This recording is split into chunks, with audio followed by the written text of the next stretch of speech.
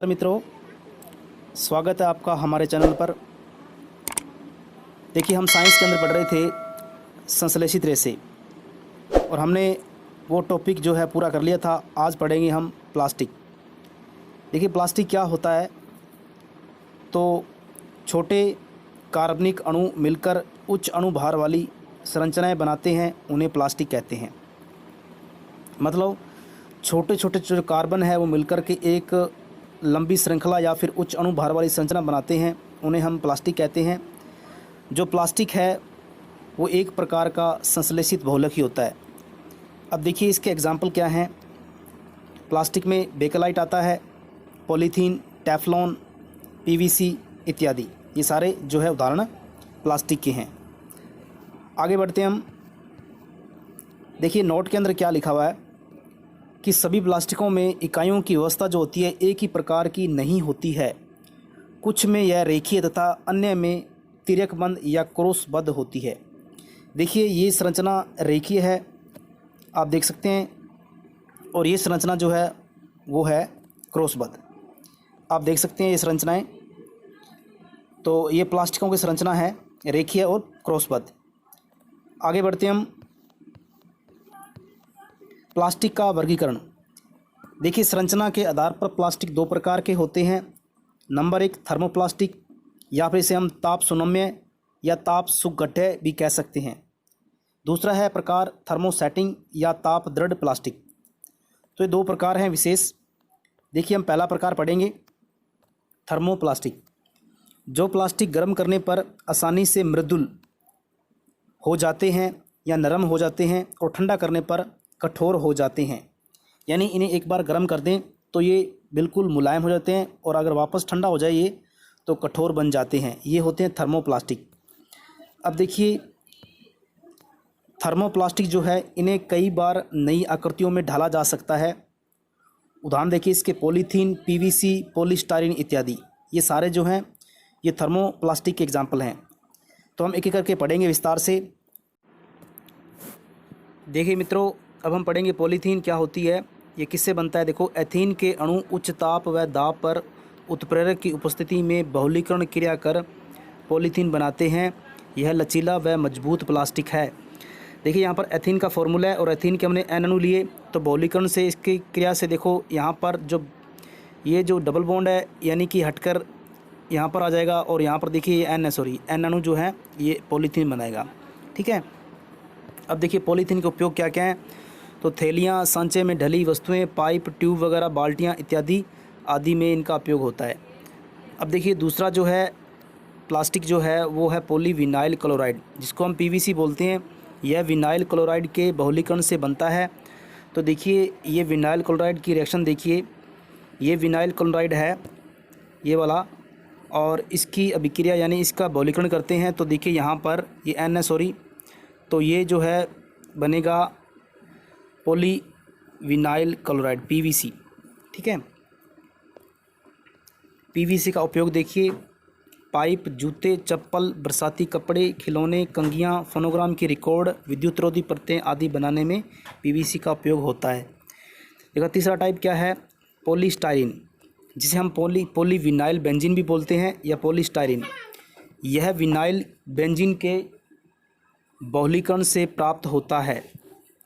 देखिए, यहाँ पर ये स्टाइरीन का फॉर्मूला है CH2 डबल बॉन्ड CH और यहाँ पर C6H5, ये बेंजीन ग्रुप है। और यहाँ देखिए तो एन अणु क्योंकि हम ले रहे हैं तो यहाँ पर ये पैरों में एन आ जाएगा यहाँ पर, और इसे बोलेंगे पॉलीस्टाइरीन, और हम स्टाइरीन ले रहे हैं। अब देखिए, इसका उपयोग क्या क्या है पॉलीस्टाइरीन का। तो चाय के कप, बोतलों के ढक्कन, रेफ्रिजरेटर के भाग, दीवारों की टाइल्स, पैकिंग सामग्री आदि बनाने में इनका क्या होता है, उपयोग होता है।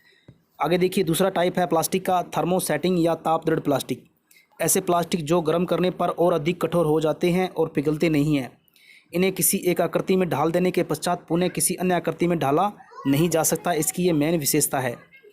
इनकी संरचना में और अधिक क्रॉसबंध बनने के कारण ये अगलनीय, अघुलनशील हो जाते हैं और अत्यधिक उष्मा को सहन कर सकते हैं। देखो, थर्मोसेटिंग प्लास्टिक के एग्जाम्पल हैं बेकेलाइट और मेलामाइन। ये दो एग्जाम्पल इंपॉर्टेंट हैं। देखिए, बेकेलाइट क्या होता है, यह विद्युत व उष्मा का कुचालक है। इसके उपयोग देखिए, बिजली के स्विच, विभिन्न बर्तनों के हत्थे आदि बनाने में आगे है टाइप मेलामाइन। देखिए मेलामाइन यह आग का प्रतिरोधक है तथा अन्य प्लास्टिक की अपेक्षा ऊष्मा को अधिक सहन कर सकता है। देखिए नॉट टेफ्लॉन। टेफ्लॉन क्या होता है? एक विशिष्ट प्लास्टिक है जिस पर तेल व जल चिपकता नहीं है। यह भोजन पकाने के पात्रों पर न चिपकने वाली परत लगाने के काम में आता है टेफ्लॉन। ठीक है। अब देखिए प्लास्टिक के गुणधर्म क्या क्या है। प्लास्टिक विद्युत व ऊष्मा का कुचालक है, अक्रियाशील है, जल यानी वायु से अभिक्रिया नहीं करता, अत्यधिक ताप को सहन करने की क्षमता है, प्लास्टिक हल्का होता है, यह धातुओं की तुलना में सस्ता होता है, प्रबल व चिरस्थायी होता है, प्लास्टिक का संक्षारण यानी जंग नहीं लगता है प्लास्टिक को। अब देखिए इसके प्लास्टिक के अनुप्रयोग क्या क्या हैं। तो देखिए बिजली के तारों पर प्लास्टिक का आवरण होता है, खाना बनाने के पात्र, प्रेशर कुकर, फ्राई पैन, विद्युत उपकरण, विद्युत इस्त्री, विद्युत केतली के हत्थे जो होते हैं वो बेकलाइट के बने होते हैं। घरों व दुकानों में रसायन, अचार, मसाले, तेल के जरीकेन, अम्ल, तेजाब के डिब्बे आदि प्लास्टिक के बने होते हैं। और देखिए सिंचाई के जो पाइप होते हैं वो भी प्लास्टिक के बने होते हैं, पीवीसी वगैरह। आगे देखिए इसके क्या उपयोग हैं। चिकित्सा के क्षेत्र में दवाई की गोलियों की पैकिंग, दवा की बोतलें, सिरिंज, दस्ताने, ऑपरेशन में प्रयुक्त धागे, चिकित्सीय यंत्र आदि में इसका उपयोग होता है प्लास्टिक का। नॉन स्टिक तवा व कढ़ाई में प्रयुक्त टेफ्लॉन जो होता है वो प्लास्टिक एक प्रकार का है। माइक्रोवेव ओवन में खाद्य सामग्री को पकाने में प्रयुक्त विशिष्ट प्लास्टिक पात्र जो होते हैं वो बेकलाइट यानी इसके बने होते हैं। और आग बुझाने वाले कर्मचारियों के जो परिधान होते हैं यानी वस्त्र होते हैं वो एक विशिष्ट प्लास्टिक मेलामाइन की परत से बने होते हैं। तो देखिए आगे है प्राकृतिक बहुलक।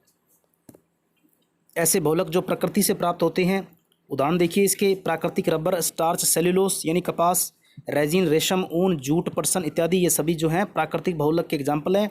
इनमें से प्रश्न पूछने की संभावना बहुत ज़्यादा होती है, तो आप ये याद रखें। प्राकृतिक रबर क्या होते हैं? यह एक वृक्ष से द्रव के रूप में प्राप्त होता है जिसे रबर चीर या लेटेक्स कहते हैं। प्राकृतिक रबर आइसोप्रीन का बहुलक होता है। अब देखिए किस प्रकार से बनता है। ये आइसोप्रीन का फॉर्मूला है, ये वाला CH2 double bond CH single bond CH double bond CH2 और इसके साथ में यहाँ पर मैथिल ग्रुप है यानी SC आइसोप्रीन बोलते हैं इसे। इसका हम बहुलीकरण करेंगे तो देखिए यहाँ से क्या हो जाएगा, ये जो डबल बॉन्ड है ये हट जाएंगे ये वाले, ठीक है। और ये डबल बॉन्ड एक यहाँ आ जाएगा, ठीक है, और ये वाला एक यहाँ चला जाएगा और एक यहाँ चला जाएगा। मतलब इस प्रकार से संरचना बन जाएगी। यहाँ सॉरी N है, ठीक है, जिसको हम पॉली आइसोप्रीन या प्राकृतिक रबर कहते हैं। देखो लेटेक्स में एसिटिक अम्ल मिलाकर इसे ठोस में बदला जाता है। इस रबर में अत्यंत प्रत्यास्थता व कम तनन सामर्थ्य होता है। देखिए वल्कनीकरण क्या होता है। प्राकृतिक रबर की तनन सामर्थ्य व प्रत्यास्थ बढ़ाने के लिए इसमें सल्फर मिलाकर गर्म किया जाता है। इस क्रिया को वल्कनीकरण कहते हैं। अब देखिए संश्लेषित रबर जो होते हैं वो अब बात करते हैं हम संश्लेषित रबर की। संश्लेषित रबर दो प्रकार के होते हैं, एक ब्यूना N और ब्यूना S। ब्यूना की जो फुल फॉर्म है यानी ब्यूना किससे बनता है, Buena N butadiene plus styrene से, और ब्यूना S बनता है ब्यूटाडाइन प्लस पैन से यानी पॉली एक्रिलोनाइट्राइल से। तो आप ये याद रखें। देखिए निर्माण कैसे होता है। 2,3 डाई मेथिल 1,3 ब्यूटाडाइन को अगर CO2 की उपस्थिति में सोडियम द्वारा उत्प्रेरित कर रबर जैसा उत्पाद प्राप्त किया जाता है, इसे ब्यूना नाम दिया गया। ब्यूना यानी ब्यू से बना ब्यूटाडाइन और Na से बना सोडियम जो कि एक उत्प्रेरक की तरह कार्य करता है। अब देखिए ब्यूना का जो उपयोग है क्या क्या है। तेल की टंकियां, टायर ट्यूब, चिकित्सा के उपकरण, पेट्रोल के नल, जूतों के तले आदि बनाने में क्या होता है, इसका उपयोग होता है। अब देखिए सीमेंट के बारे में पढ़ लेते हैं। देखो सीमेंट जो इसका उपयोग क्या कहाँ कहाँ होता है। भवन निर्माण में प्रयुक्त होता है। सीमेंट जल के साथ क्रिया कर सूखने के बाद अत्यधिक कठोर हो जाता है। रेत, पत्थर, लोहा आदि को मजबूती से जोड़ देता है। सीमेंट निर्माण में मुख्य कच्चा माल चूना, पत्थर व जिप्सम है, ठीक है। देखो बनाने की इसकी क्या विधि है। चूना पत्थर जो होता है कैल्शियम ऑक्साइड, सॉरी यहाँ पर ये formula CaO, calcium oxide, silica व एल्यूमिना Al2O3 को एक निश्चित अनुपात में मिलाकर अच्छी तरह बिल्कुल बारीक पीसा जाता है। प्राप्त मिश्रण को उच्च तापमान पर अत्यधिक गर्म किया जाता है। इससे कैल्शियम एल्यूमिनेट के खंगर बनते हैं। फिर जिप्सम मिलाकर बारीक पीस देते हैं और यह चूर्ण जो है सीमेंट कहलाता है। तो आप इसको ध्यान से पढ़ लें। देखो सीमेंट की क्रिया क्या है। जो सीमेंट है, सीमेंट में पानी मिलाने पर कैल्शियम के सिलिकेट एल्यूमिनेट्स पानी को सोख लेते हैं, जिससे एक अंतराणु आबंध बन जाता है जो एक कठोर पदार्थ में परिवर्तित कर देती है। अब देखिए इसका उपयोग क्या क्या है। भवन निर्माण में, गमले बनाने में, पाइप बनाने में, जालियां रोशनदान बनाने में और सड़क निर्माण में। तो ये था आज का वीडियो, कंप्लीट हुआ प्लास्टिक पे। तो उम्मीद है कि आपको ये वीडियो अच्छा लगा होगा। लाइक और शेयर करें वीडियो को। अगर चैनल पर नए हैं तो चैनल को आप ज़रूर सब्सक्राइब करें। धन्यवाद।